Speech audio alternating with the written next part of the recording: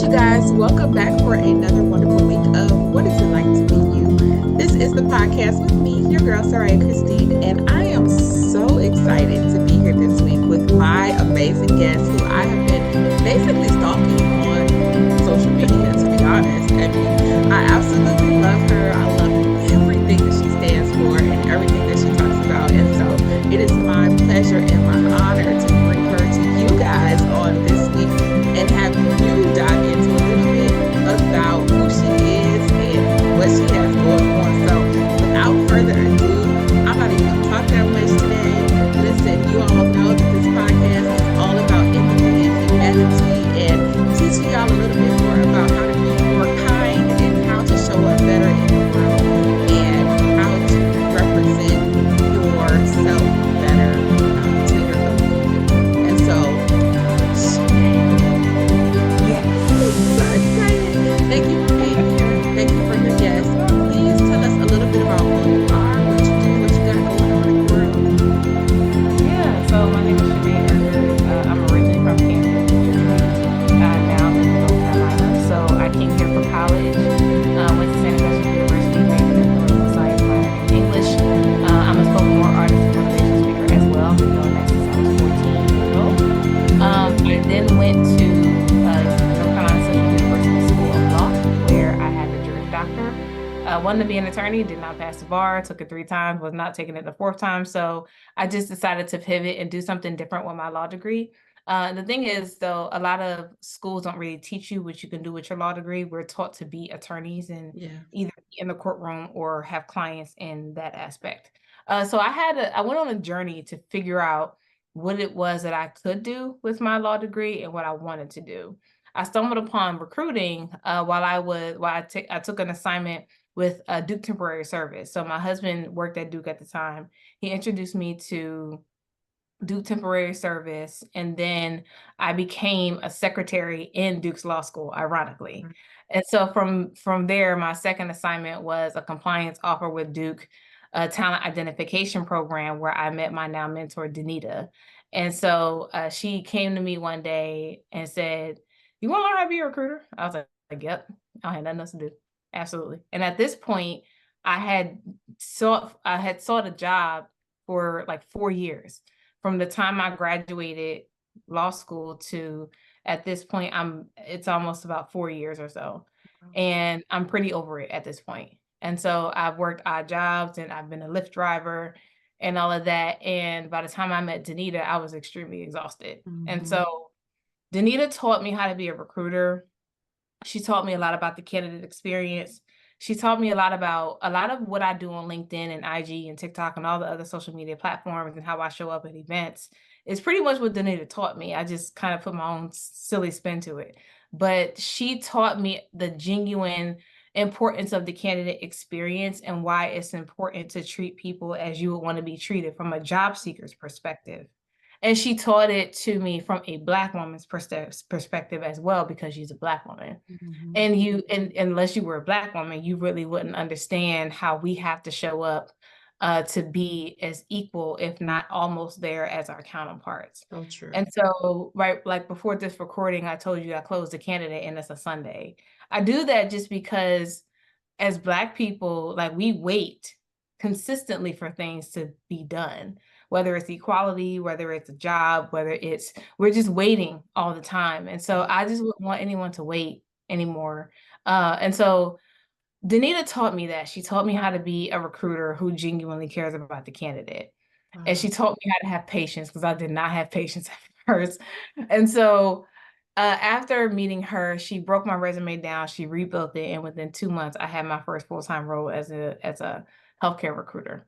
And then Wow. I switched over into tech. So now I'm a recruiter in big tech. Wow. So should we be referring to you as Dr. Chenae Eckert? I sure that could be a thing. It could be Dr. Chenae Erker or Chenae Erker Juris Doctor. I only bring up my law degree when people make me mad. Like when I feel like I gotta pull that card, at that point, I'm like, hold up. I need Recognize who you're talking to.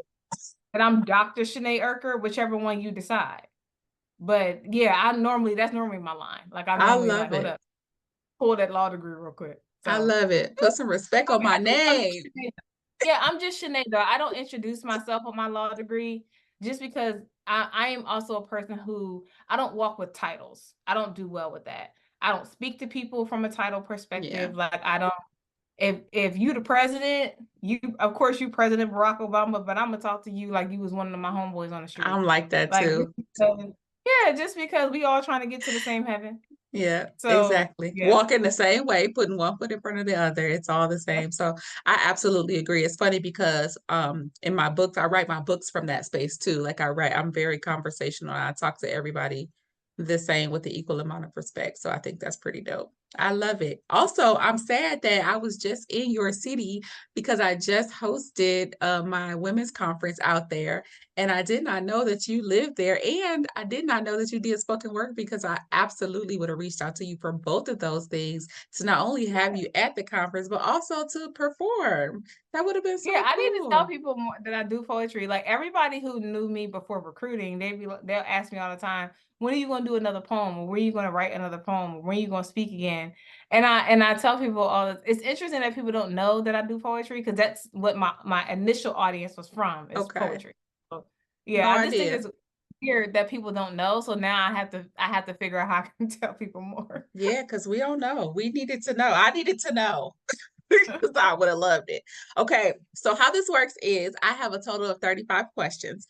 We're not going to Okay. cover all 35 questions. I am going to ask you question 1 and 35, so you can't pick those two numbers. However, Okay. after question 1, I'm going to have you pick a number between 2 and 34. You ready? Okay. Okay. Yes. Number 1 says, when you look in the mirror, what is it that you see? Oh, we starting deep. Okay. When I look in the mirror, it depends. Okay. When I look in the mirror, most of the time I see joy. I see someone who I'm very satisfied with. I see someone who I am now proud of because that took me a long time to get to. And I also see someone who is beautiful, how I define beauty. I see someone who is accomplished, but I also see someone who's very down to earth at the same time. I see someone who is loved, and I also see someone who is obedient, sacrificial, and don't take no shit from people. Period. And so, and period, poo. And the reason why I say it that way is because I used to be someone who I just let anybody treat me any old kind of way. And I was the Mhm. one who walked with the burden or the weight of how I felt. And my mom, for years, my mom would be like, Chenae, why do you let people talk to you like that? Why do you let them treat you like that? Why are you still that person's friend? Or why do you still want to be hang around that person? Now, I'm real quick to tell you about yourself because you get to a point where you just get tired. And Yeah. so anytime somebody comes to me with a problem, I'll ask them, are you tired yet? And they'll kind of like pause. And Yep. I'll go, you're not here yet. You'll know. You'll know when you're tired. And so by the time I hit 30, I got real tired. And so I realized, oh, you really don't take no mess from people. And people you need to start teaching people how to treat you. Yep. And so when I start doing that, I start doing that in every aspect, professional, personal, social, everything. Yeah. And I've learned that people like it and they don't. And whoever don't, cool, no worries. I love it. And the bottom line is being unapologetic about that, right? Because Mm-hmm. we have to set boundaries because if we don't, we will be in a space of people doing whatever, taking whatever, and they will, sadly, That's right. because they don't have That's their right. own, they don't have their own boundaries. And That's so right. they'll impose that on us. And so we definitely have to ensure that boundaries are a sacred space for us. So I love that you recognize that and are living in that space. I tell That's people this all the time. Feel free to take this with you. I tell people all the time, either we cool or we ain't. And if we ain't, cool. cool. Exactly. Yep. I am that exact person and I love it. Mm-hmm. That's super It's dope to very me. free. Very freeing. All right. Very free. Your turn. A number between 2 and 34. Oh, when you gonna ask me number 35? Nope. At the end. Oh, at the end. Oh, okay. Mhm. So let's start with number 3. Number 3 says, can you recall a moment when you felt completely misunderstood and how did that affect you? All the time. um, feeling completely misunderstood. I felt misunderstood most of my life. Okay. And I think a lot of people have that have that story just in different ways. I've always been someone who thought very deeply, which is so going back to me talking about how I've been speaking since I was 14. I've been writing poetry since I was 11. And I would write certain things that were like depressing, or I would write certain things that like a 30-year-old would write, but it wasn't like provocative or disrespectful. It was Mhm. just the way my thoughts would come together. You would think a grown woman, not an 11-year-old, would think that way. And so my mom told me like she started to be worried because she would read my poetry and it would be really depressing. Yeah. Like I wrote a poem one time called Child Abuse, and I ain't never been abused. But I thought poetry was supposed to be sad because that's how I always Oh, wrote poetry. okay. And so I was thinking, why she think I'm depressed? I'm not depressed. I just think ain't poetry supposed to be sad. so so it was so that was one instance which I understood. Like my mom was very protective. Mom, if you see this, shout out to you because yeah. Other ways that I felt misunderstood is I felt misunderstood based on how I love people. Mm. I love people from a very accountable place. I am not going to allow you to like speak down on yourself. I'm not going to allow you to make the same mistake and think we're going to keep having the same conversation. Like I'm genuinely that friend or that family member or that colleague that I'll listen to you till I'm blue in the face. I'll listen to you every single time you need to have the same conversation, only because that's how I am. Like something will bother me and it'll take me a minute to for it to connect and go, I Yeah. don't need to talk about this no more. So I'll keep talking about it constantly until I don't anymore. There will come a time though where I'll hold myself accountable for constantly talking about it. Mhm. Or same thing with my friends and family and my colleagues. I'll hold you accountable for, okay, we've talked about this a lot. What's the solution? Yeah. Or I'll hold you accountable for, why do you keep going back to him or her? Or I'll hold you accountable for, why do you keep dealing with that? Like, help me understand why you keep dealing with that. And I'll give you advice and I'll constantly give you advice. But then if I realize you're not listening, what's the point of having the conversation? You ain't Yeah. listening to me. Yeah. Because some So people just like that. yeah. So that's the part where I misunderstood too, because sometimes when I hear myself, it can come off as mean, but I also know that I'm not being mean to you. If I allow you to stay in this cycle of toxicity, I'm not being a friend to you, or I'm not being a good family Yeah. member or colleague to you. And so I just want better for you. And that I give you your space to heal, to be set free, and all of those great things, but I also feel like I need to hold you accountable as well. So that's another area of being misunderstood. And the third way is how I show up every day. I'm misunderstood all the time. And it used to break my heart. Now I don't care. And it used to break my heart because I used to find myself explaining myself to a bunch of people who have already decided what they're going to think about me. Yep. And I used to think, like, why would people think that way? Like, what would give them the inclination that I am this way or that way? And I then got to a point one day where I said to myself, and to those people, whoever they were, you have already made up in your mind of how you see me, how I'm perceived. You have already decided that this is how you're going to feel about me. So there is no reason in me breaking my neck trying to convince you otherwise. Yep. You've already decided. So because you decided, I'm cool with that because I already know who I am and I really like me.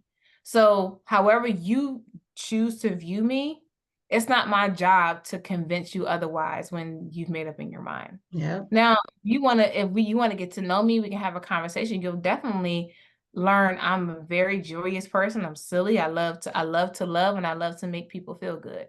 But I am not the person who will allow anybody to treat me any old kind of way. Yep. So that said, I misunderstood in that way and how I show up because, like, going back to the whole Black woman thing and setting boundaries, you're misunderstood regardless if you decide to set a boundary. You set a Yep. boundary, you're the worst person in the world. Ooh, angry Black woman. You are the worst person in the world. But I've Yeah. learned that to the right people, I'm not the worst person in the Mm. world. And so I've just learned how to take that as Bible. That has been Bible for me. It's whoever knows that this is setting a boundary because it's good for my mental health, then those are my people. If Yeah. you don't like my boundary, then we just don't need to be in a Mm-mm. I love that. Love, love, love it. We think a lot alike. relationship. Ooh, okay, what's your next number? 14. 14. I knew I was turning to the right page for a reason. How has It was your my last number. I had to go to 14. how has your perspective on your own identity changed over time? Hmm. So I I've let me see. I don't think I never thought I was like pretty until I was an Oh, adult. Yeah. okay. I never thought I was pretty. Um, so I did not have straight teeth until my 20s. And then I lost my front tooth, this tooth, Mm. when I was eating a salad because it was already weak. And so that I was so conscious about that for a while. Then I started to embrace me. And I started posting pictures of me like smiling like this and with my missing tooth and everything. And I started to just own the fact that at the time I had 31 teeth. So it didn't bother me because I started to own it and I started to embrace it. And if anything, it started to be funny to me.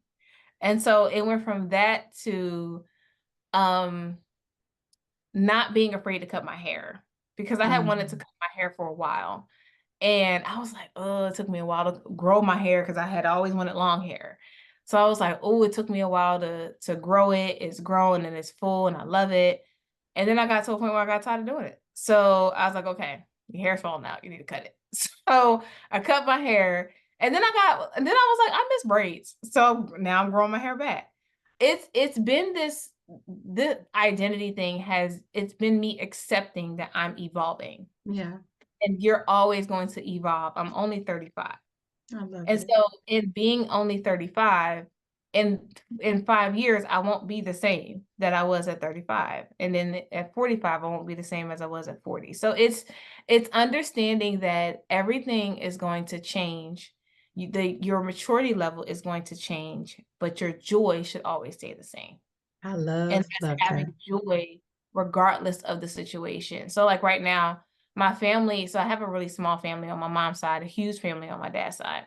And right now we're in this point of our family where our elders are transitioning. And now my mom and my aunts are stepping into being the elders. And I'm now, as a millennial, and my other family members, we're stepping into being my mom and what they were to us as kids.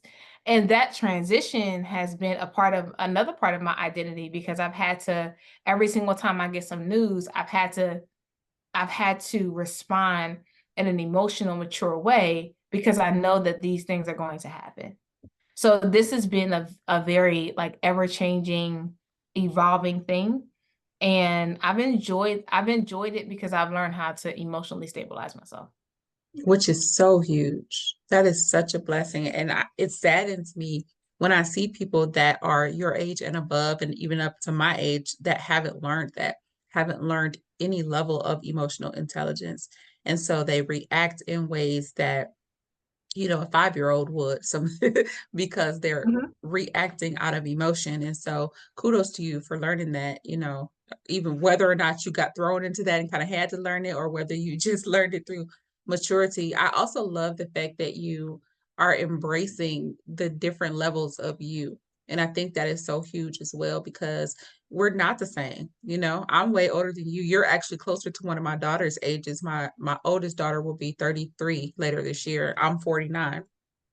And I'm embracing, like, if you can see, like, I have gray braids, right? Because I've the gray hair, they just keep graying. Like, I can't, you know what I mean? Like, I can't, that's how I was created, I suppose. And so I'll try to dye it, and then a week later they pop it right back out. And it's like, you know what? I'm not getting ready to keep putting myself through this stress of trying to cover up these grays that ain't trying to be covered up.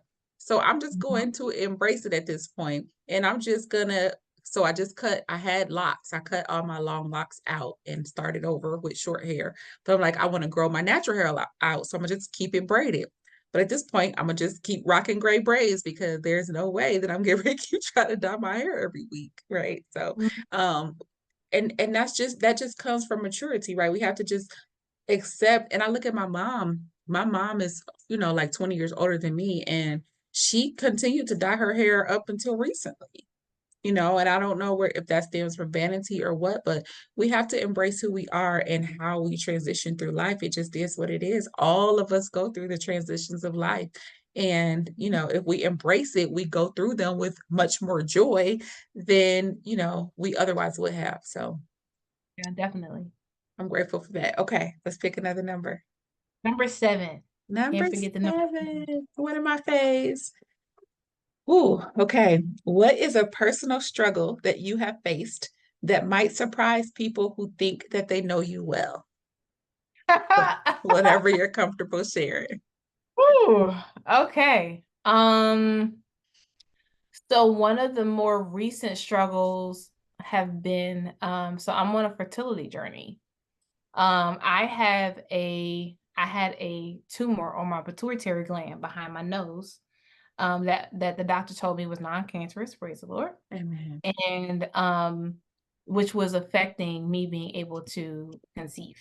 Wow. And so my husband and I have been on this fertility journey since November 2021 and no 2020, and we just haven't conceived yet.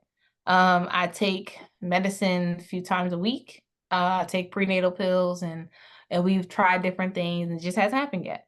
My husband and I have a fertility appointment with Duke in February 2025, to actually officially go through like the IVF Yeah. cycle, ask what we need to do and all of that. One of the things that is so great about being married to Terrence is we both made a decision when we got married that we didn't get married for the possibility of having children. We got married because we love each other. And so we decided that we would be parents whether we needed to adopt or whether we would have children of our own naturally. Mhm. So that's a personal struggle that I'm dealing with now. It's not Again, it's not as emotional as it was initially because my husband is the only man I've ever been with. I waited till I got married. And yeah, I'm so jealous. 29 years it was a struggle. But in that, um let me be honest. He was the only man I went that far with. Okay. So only man I've ever been with in that way. Um Uh, I was mad at God for a while because I was like, all these people who don't wait, like you said, to wait and have had kids, or I've seen people who I didn't think deserve kids just because Mhm. they're not great parents. Like Yep. they ain't got nothing to do with them judging nobody. I'm looking at you. You suck Yep. as Yep. like so so when I'm thinking about that, and those are my real feelings. And that for a while I felt bad that I felt like that. I felt bad because I was just like, doesn't mean Chenae, it doesn't mean that just because they didn't wait to have sex before they were married that they don't deserve a child just like the same way you deserve a child. Like, so I had to go through that for a minute and I had to embrace my feelings and have my feelings validated before I realized, but Chenae, your time is your time. Mhm. And so, like, when I go to baby showers and I see baby announcements, I'm not jealous. I don't feel no kind of way. I celebrate That's everybody. good. In my mind, if y'all close to me and y'all went through that open door, I'm praising in the hallway until my door opens. Yes. So I don't hold any bitterness or anything like that, but that is a personal struggle that I am dealing with now. I used to cry every month that I would get my, Mm. and I'm over that now. Cause I even got to a point where I was just like, girl, stop crying. Like you can't do this every month. Yeah. So I made up in my mind every month that when I have my period is I go to Terrence and I'll say, no baby this month. He'll go, no problem. We'll try again next month. And so Mm. it's that reassurance that we give each other every I month. love it. Do you, in this journey, do you find, I don't know how many people you've talked about this with, but do you find people offering you all kinds of tricks All and all kinds and advice and all all kinds of kind of stuff. things? all kind of stuff. And I while I love it, and while I'm like, oh, that may work or that may work, I'm just thinking like God's timing is God's It's timing. his That's timing. genuinely where I am, and my body will do its thing when it's ready. Like I also think too, I don't want to be a mom by any means necessary. So for me, I tell myself, well, Chenae, maybe God is saving you something that your body can't handle right now, and you just Mhm. don't know it. Or maybe it's you have more things that you need to do with recruiter cousin, or enjoying being a recruiter before you have, and speaking and all of that before you sit down and be a mom. So I have praised God that like layoffs happen with the job market, and that the stress of that and the worry of that could have made me have a Mhm. miscarriage.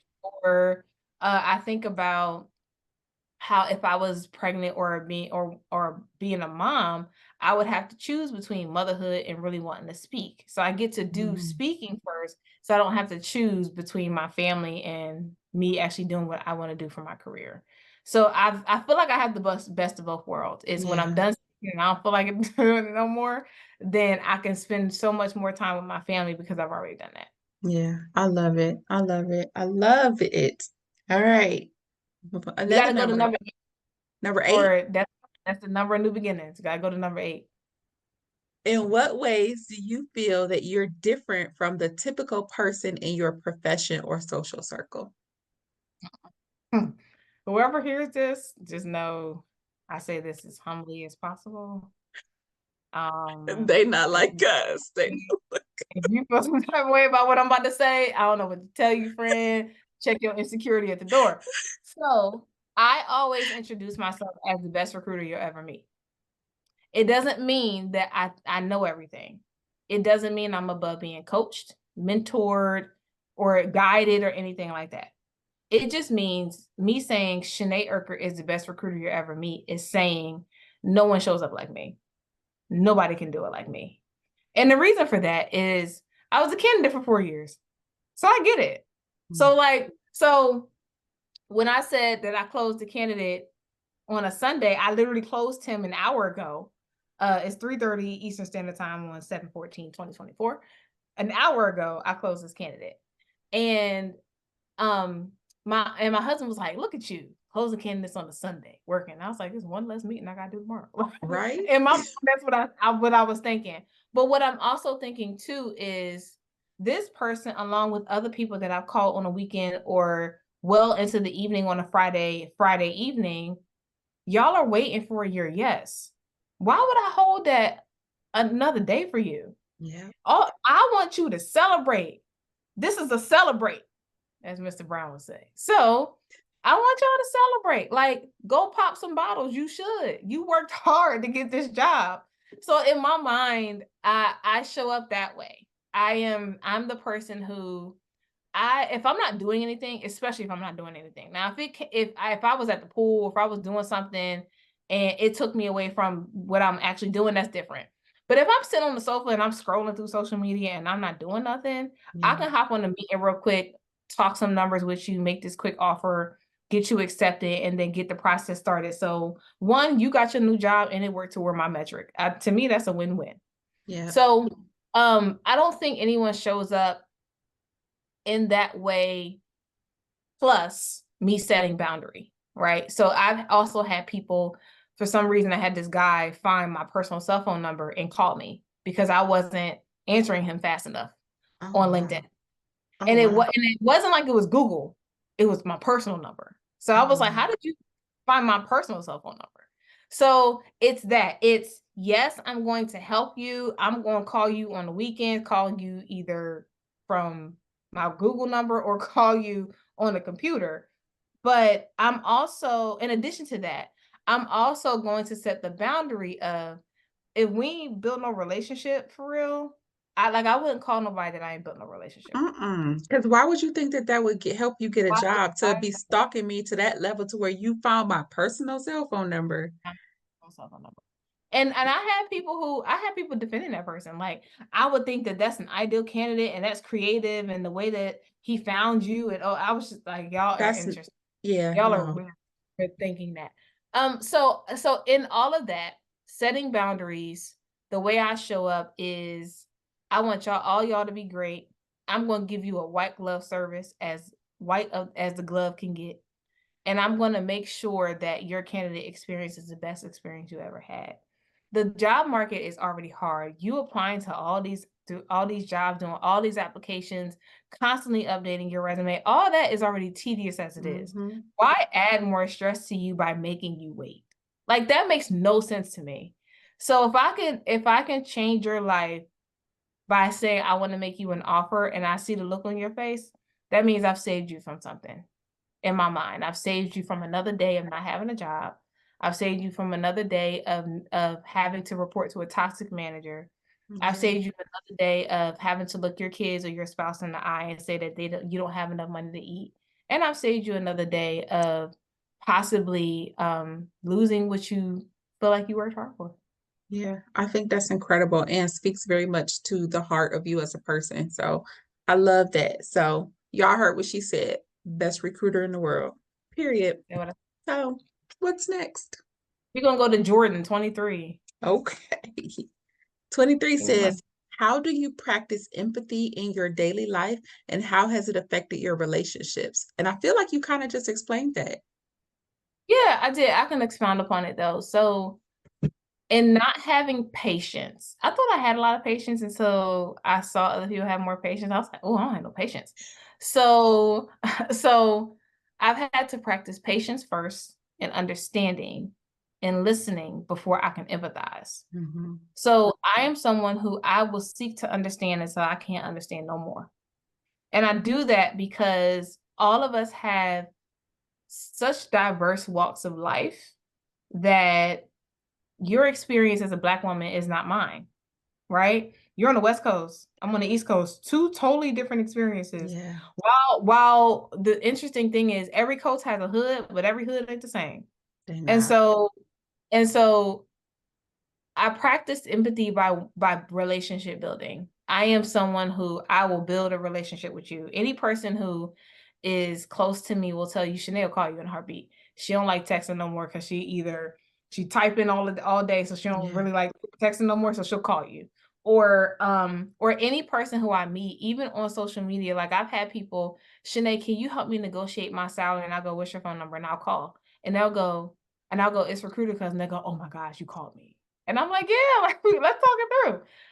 It's being able to connect with people, to understand people, because even in the previous question you asked about being misunderstood, I know what it's like to be misunderstood. I know what it's like for someone to not have patience with you. I also know what it's like to be thrown away. And so in knowing that, why would I want other people to experience that when I know what that feels like?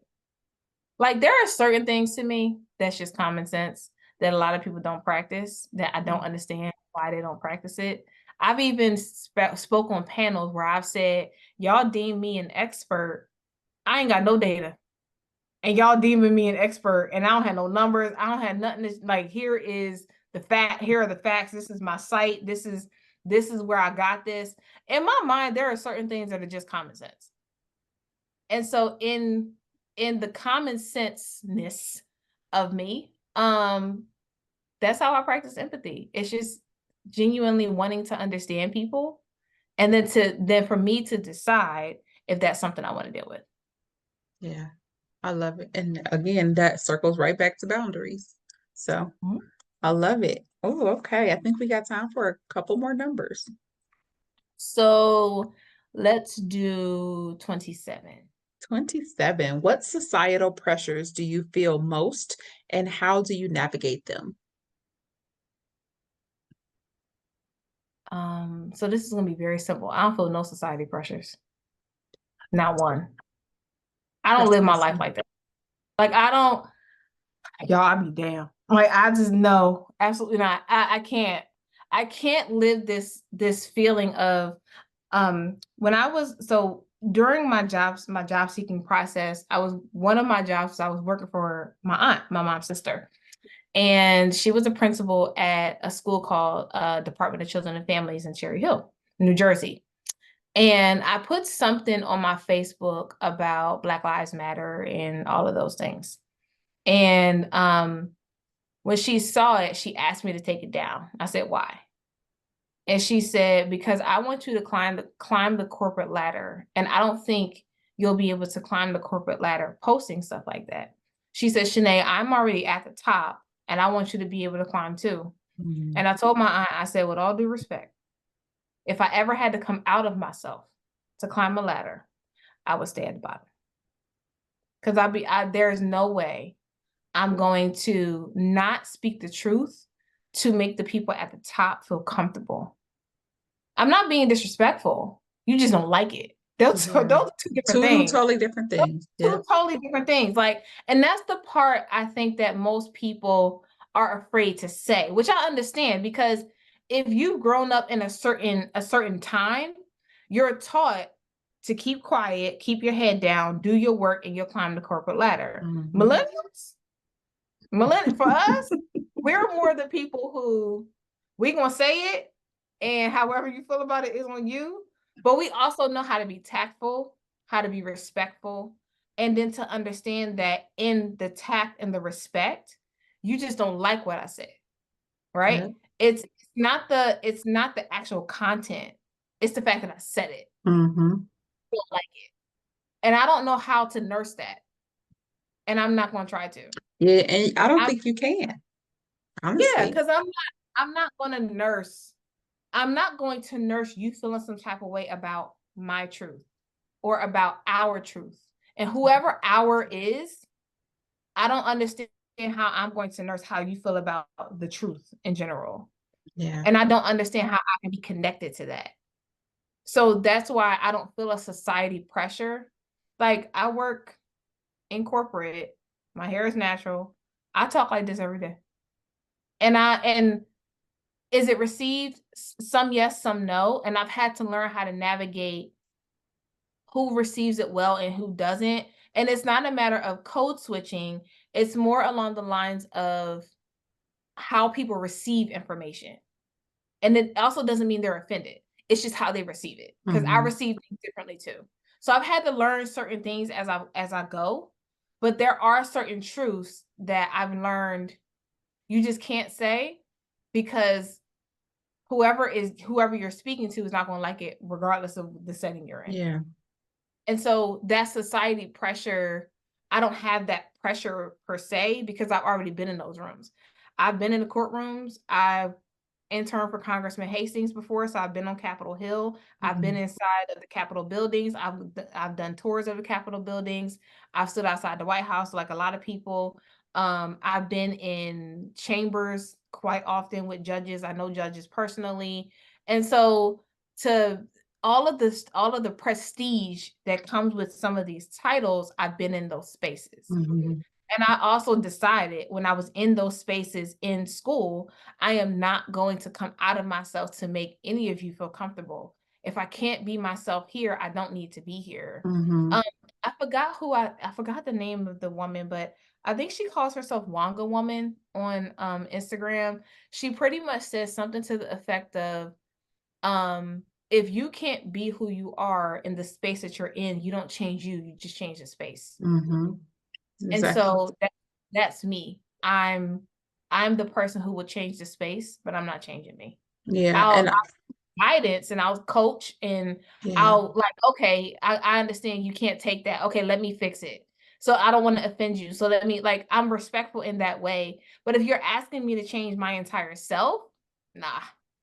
Yeah.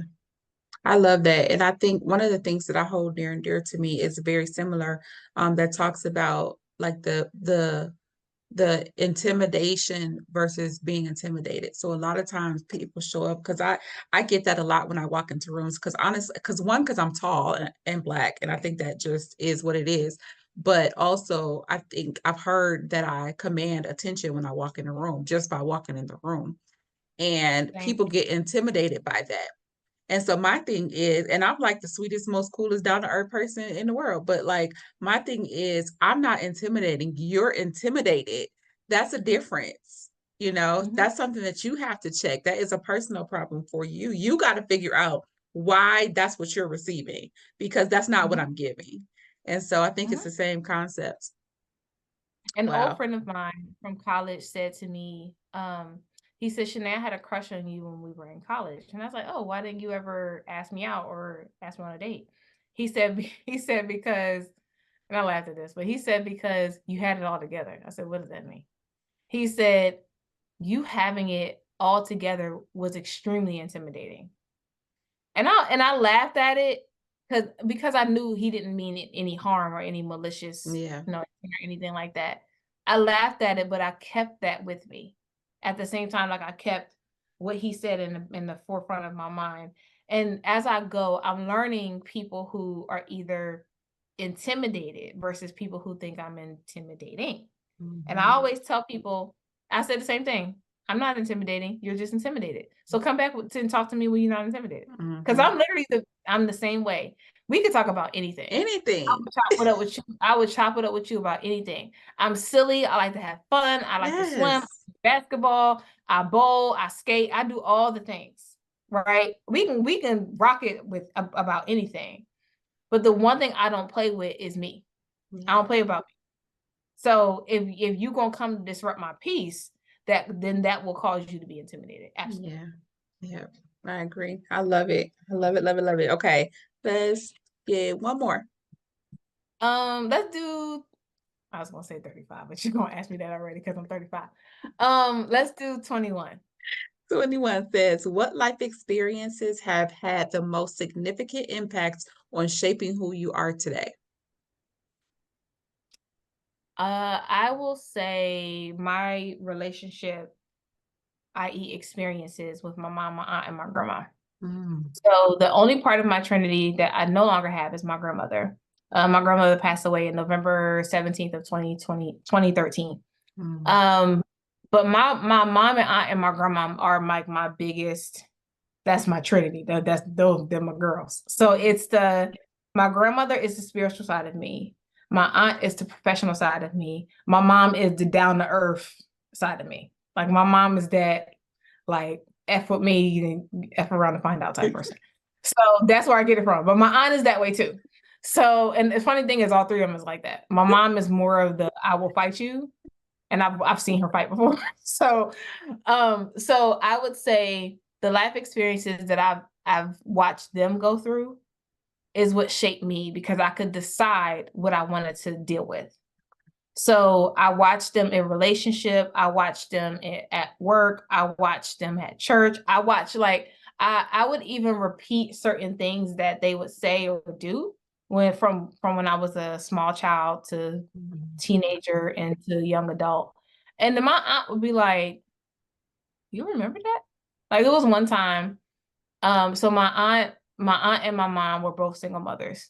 And it was one, and I stayed with my aunt from the 6th grade to the 12th grade.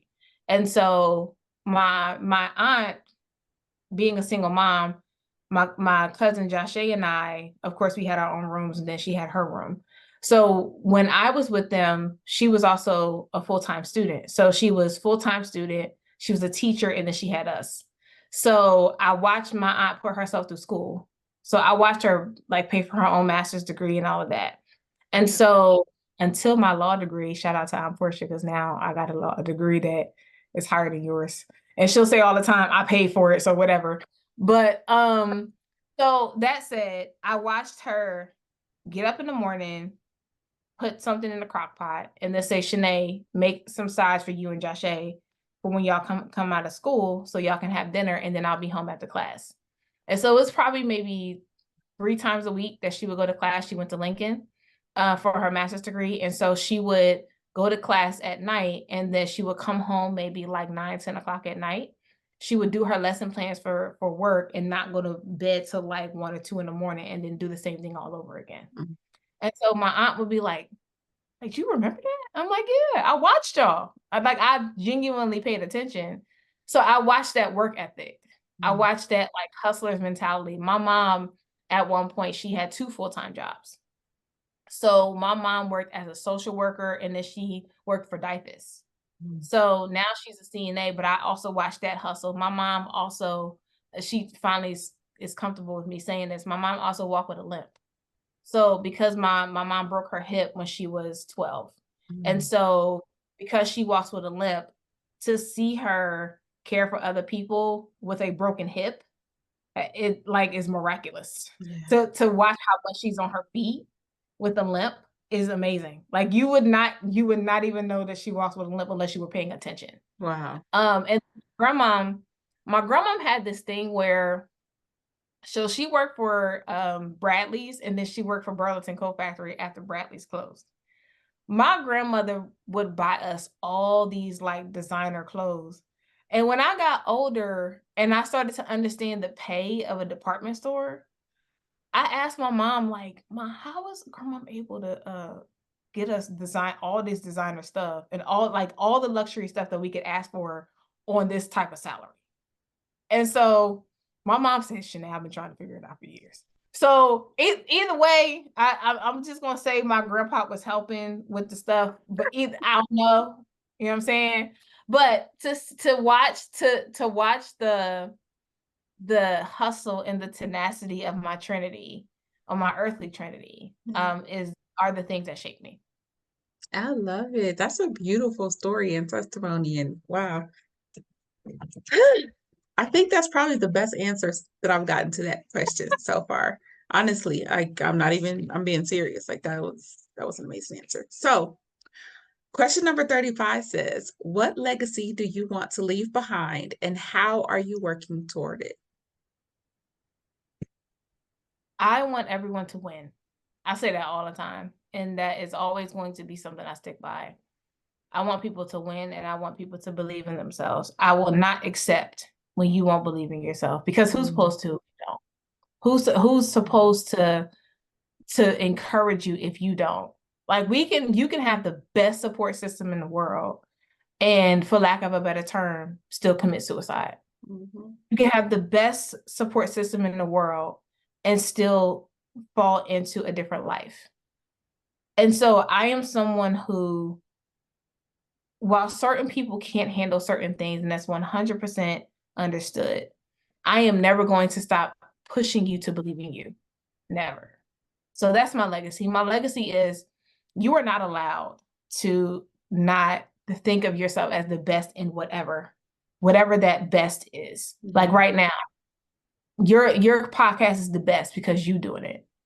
I'm a recruiter and I'm the best because I'm doing it. My husband is an IT professional. He's the best because he's doing it. Yeah. It's genuinely understanding that you have to walk into every room with the notion that you command the attention of that room, like you mentioned before. I'm all of 5'3" with the heart of a 6'6" person. But I also know in my 5'3"ness, I command the attention of every single room I walk into. Yeah. People don't like that. I don't know what to tell you. Because I believe that I'm the best because there was a time where I did not. Yeah. And I'm never going back to that. And so I allow myself to embrace that confidence, embrace that, the idea of killing imposter syndrome and all of those things. It's genuinely knowing that if I was to ever interview for another job, or if I was to ever put out a proposal to do something, I'm already perceiving that it's mine because I think I'm the best. Yeah. So no GOAT is ever going to say that another GOAT is better than them, ever. Tom Brady would never say that another quarterback is better than him. Kobe, Mike, and LeBron, they would never say another basketball player is better than them. Yeah. When they walk on the court, when Tom Brady walked on the field, he believed that he was the best. Absolutely. And so it's knowing and believing it and then just walking into it. Yeah. I love that.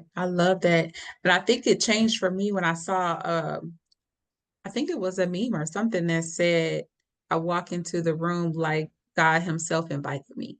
Yeah, like God sent me. Yeah, and I responded, period, because that's how.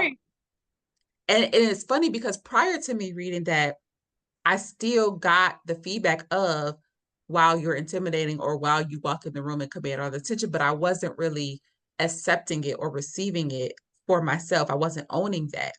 But when I read that meme, I was like, you know what? Yes, absolutely. And so it all started to make sense. And now I am very conscious of walking in rooms like that. And not Absolutely. to be cocky or not to be anything, but I do believe that I'm the best at every single thing that I touch, every single thing that I Yeah. do, no matter Because what the thing what it is, looks like. confidence comes from, I believe I'm the best because I have deliverables to say that I am. Yeah. Right? Cockiness means you believe you're the best and you ain't got shit to show for it. It's it's understanding that if I say I'm the best, look at my LinkedIn, and then you tell me. Look at Yeah. some interviews, and then you tell me if it helped you. If it helps you, I'm the best. If not, go to somebody else and find somebody else who can help you. Mm-hmm.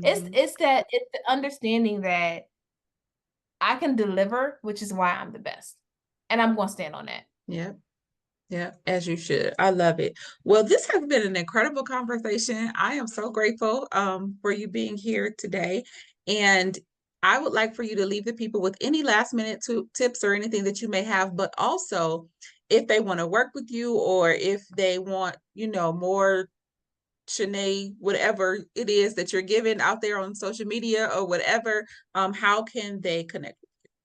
Yeah. So my name on YouTube is just Recruiter Cousin. My name on LinkedIn is Chenae Urquhart, JD. So Chenae. Last name is Urquhart, Erkerd.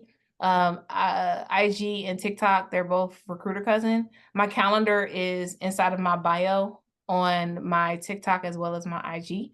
And the one thing I think I would leave with people is this job market is hard. It's tough. It's a beast, but so are you. It's only a matter of time. The people that I work with who are my actual personal candidates at my job, I tell them all the time, if you're consistent with applying, it'll work. I've pulled more than 30 people off of LinkedIn since I've been in big tech and have gotten them jobs strictly from meeting them on LinkedIn. I've had more than 50 to 75 people apply and interview. And so to be able to encourage people to use a platform that also helped me, it's also worth it. So definitely use your LinkedIn because it is important. And it is something that hiring leaders look into. But keep at it. Y'all keep going. My two favorite scriptures are Romans 8:31, if God is for you, who could be against you? And Philippians 4:6 and 7, be anxious for nothing, but in everything through prayer and supplication with thanksgiving.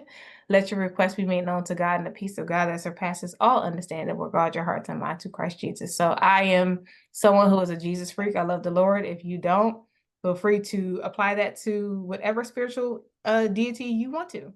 But the idea is keep believing in yourself, keep trusting yourself, and just keep moving forward. Absolutely. Well, thank you again. This has been incredible. All right, you guys, that wraps up another amazing week. I look forward to coming back with you next week with another guest. Have a beautiful week on purpose and go love on somebody and be kind. Okay? Bye.